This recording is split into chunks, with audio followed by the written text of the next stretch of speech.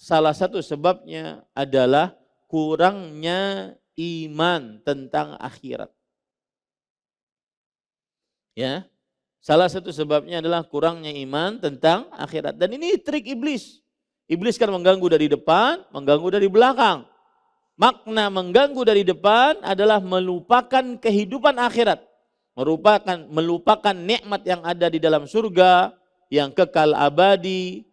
Kemudian nikmatnya tidak pernah terlihat oleh mata, tidak pernah terdengar oleh telinga, tidak pernah terbesit oleh hati.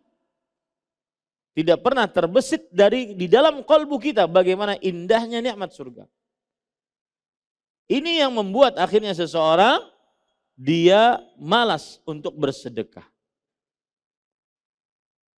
Makanya Allah Subhanahu wa taala sering sekali menyebutkan di dalam Al-Qur'an tentang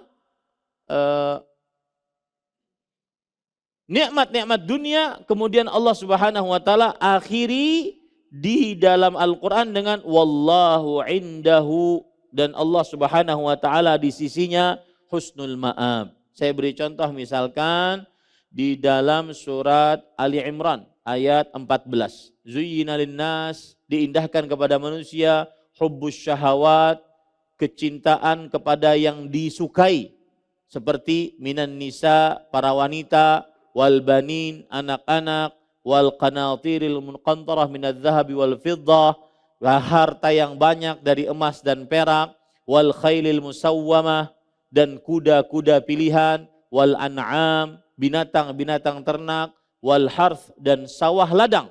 6. Itu semua disukai oleh manusia. Dzalika mata'ul hayatid dunya.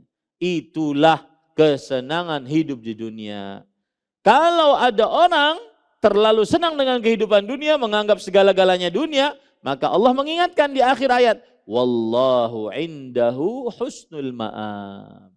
Dan Allah di sisinya terdapat tempat kembali yang baik, yaitu surganya Allah Subhanahu wa taala. Itu ayat yang pertama. Ayat yang kedua, surat Ali Imran ayat 195. Allah Subhanahu wa taala berfirman di dalam Al-Quran tentang berjihad di jalan Allah Subhanahu wa taala. Allah berfirman di akhir ayat, wallahu indahu husnul thawab.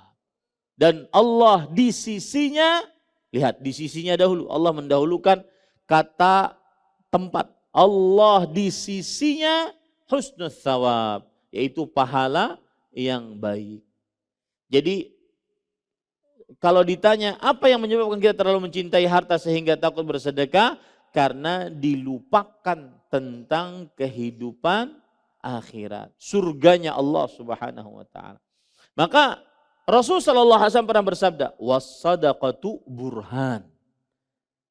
Sedekah itu burhan. Burhan itu apa artinya? Burhan artinya adalah bukti iman. Sedekah adalah bukti iman. Bukti iman tentang kehidupan akhirat. Bukti iman bahwa Allah Maha Kuasa akan menggantikan yang sudah disedekahkan. Bukti iman bahwa harta yang disedekahkan tidak akan disia-siakan Allah Subhanahu wa taala. Manusia itu kan beriman sebagiannya hanya dengan apa yang dilihat, apa yang didengar, apa yang dirasa, itu baru dia imani. Adapun yang tidak dia lihat, tidak dia dengar, tidak dia rasa, maka kurang diimani. Akhirnya berlaku itu pada sedekah. Kita punya duit 100.000, kita sedekahkan 10.000. Dalam benak kita sebagai manusia adalah duitku berkurang 10.000. Ya, dalam benak kita sebagai manusia, duitku berkurang 10.000. Padahal dalam benak seorang beriman, maka 10.000 itu dikalikan 10, dikalikan 700, dilipatkan lagi berlipat-lipat. Makanya as-sadaqah burhan. Sedekah itu bukti nyata keimanan. Karena Dengan sedekah seseorang menganggap hartanya berkurang. Dia hanya bisa bersedekah saat dia mengimani janji Allah Subhanahu wa taala. Oh ya bani Adam unfiq alaik. Wahai anak Adam, sedekahkan hartamu, aku akan ganti. Kemudian Rasulullah sallallahu alaihi wasallam juga bersabda, "Wa ma anfaqtum min syai' fahuwa yukhlif." Allah berfirman, "Wa ma anfaqtum min syai' fahuwa yukhlifu." Apa saja yang kalian sedekahkan, maka Allah akan ganti. Nah, ini susah untuk diimani. Kenapa? Karena tadi manusia berimannya hanya dengan apa yang dilihat, apa yang didengar, apa yang dirasa. Yang tidak dilihat, tidak didengar, tidak dirasa, tidak diimani. Mana buktinya? Bahkan ada orang begini. Saya pernah waktu itu kajian di sebuah masjid raya. Di salah satu ibu kota di sebuah provinsi. Kemudian ada yang cerita, "Ustadz, saya ini berhenti dari bekerja yang diharamkan dalam agama Islam. Gara-gara dengar potongan kajian Ustadz. Saya takut pada Allah. Dan saya ingin janji yang disebutkan oleh Ustadz dalam ceramah tersebut. Tapi sekarang nyatanya saya tinggalkan itu yang haram, malah sekarang saya terlunta-lunta. Hutang sana, hutang sini, gali lubang, tutup lubang, dalam hutang. Mana janjinya? Nah, maka jawaban yang paling pertama saya katakan adalah, untuk apa meninggalkan yang haram? Untuk dunia kah? Atau untuk Allah kah? Karena takut siksanya.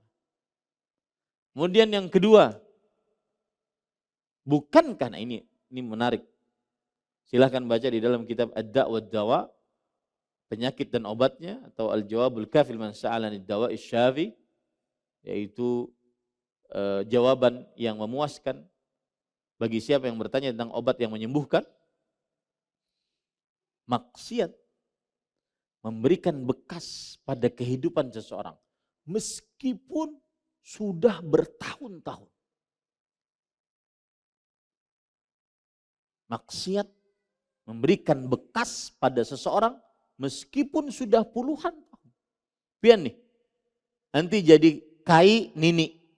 Ketika masih muda, anak-anak kita masih kecil, pernah bermaksiat. Ya, kita ini pernah bermaksiat. Anak-anak kita sudah dewasa, kemudian dia menikah, maka kita akan, mungkin sebagian orang, jangan kita, sebagian orang akan merasakan akibat maksiat yang puluhan tahun dia pernah kerjakan.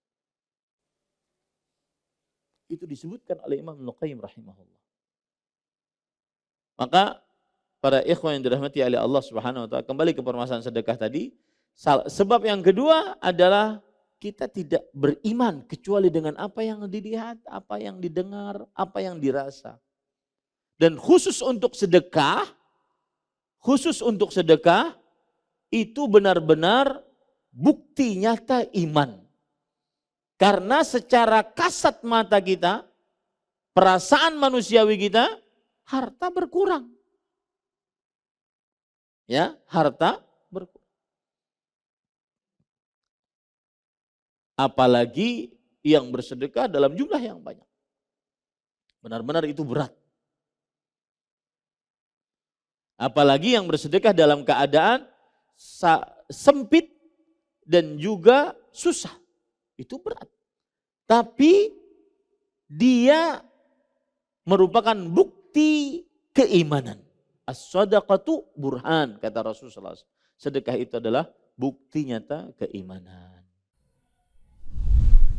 Terima kasih. Jazakumullah khairan wa barakallahu fikum. Video ini dibuat atas partisipasi dari donasi Anda. Semoga menjadi amal jariah bagi Anda semuanya.